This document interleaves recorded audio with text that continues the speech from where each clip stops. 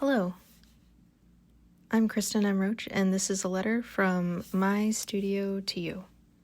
How are you? I am well. Better than I've been the last few weeks. I'll tell that story another time. The main points are rolling shop and home, unexpected repairs that led to many low sleep nights and generally being over my threshold for stress. It's harkening back to another time in my life of intensity. Lucy, my daughter's birth. The pregnancy itself was good, though my job at the time was very difficult. So my body was sound, but my mind was running to the max. Then Lucy was born, and I had 2 pretty massive seizures. When I woke up, I had forgotten I was pregnant or gave birth. Seizures wreak havoc on short-term memory. It came back over time, but the whole experience was really unsettling. Then came the gallbladder issues, the nursing issues, and one emergency surgery later, and I could no longer breastfeed. And I lost all of my baby weight in just 2 short weeks. It was so scary.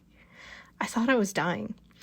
Then my liver was malfunctioning, and they were talking about possible scarring at 30, and just feeling so empty. And all of this was happening as I was working near full-time and doing a lot of community art and starting up what later became Littlewoods Herbal. I apparently like to pour my stress into generating more stress, or maybe it's just an intense energy that has to get directed somewhere. Either way, it was around this time that Jennifer Drinkwater, Iowa State University art professor for ISU Extension and Community Development, invited me to a day-long making event. Basically, bring supplies, spend a day making things, the public can come and interact, and there's a bunch of other artists there doing the same thing. It was really nourishing and experimental, or supporting of experimental work. And the Waxing and Waning series is what came out of it. Freeform crochet, sculptures immersed in recycled candle and beeswax, and then shapes kind of pulled out of it using a heat gun. I had been trying some other wax / sculpture / fiber projects leading up to this, but it was this day with the encouragement and prodding of friends and the public, and I finally unlocked that process and found a voice to express the pain and uncertainty and trauma I had been experiencing in the previous years. I don't often make artwork about my personal experiences, and I tried to make more of this series, but I found I just couldn't. They just lacked that spark until I had a tumor on my skull, and it was the only thing that would flow from my studio time.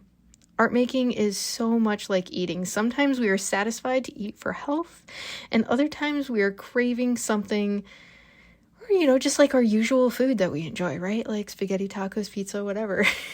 And sometimes we are craving something that until it is tasted, all other food feels not quite right. In the studio, I draw and paint and weave nearly daily because it feeds me creatively and sustains my mental health. It's my natural voice. But then there comes along a craving, and all other work seems tiresome until I can discover and release it. So the Waxing and Waning series, I only make new works for when the muse for it strikes, and that only seems to happen when I've experienced a health tragedy. Thankfully, it's been less than 1 a year for a few years now running, and all this I tell you because 3 of the pieces related to giving birth are on display this week at the Octagon Center for the Arts as part of the Artist Mother exhibit. It's a traveling show of work created by artists in Iowa who are mothers, and the elusive balance we strive for and rarely achieve. The closing reception is this Saturday from 2 to 5 p.m. Maybe I'll see you there. Sincerely, Kristin M Roach. P.S.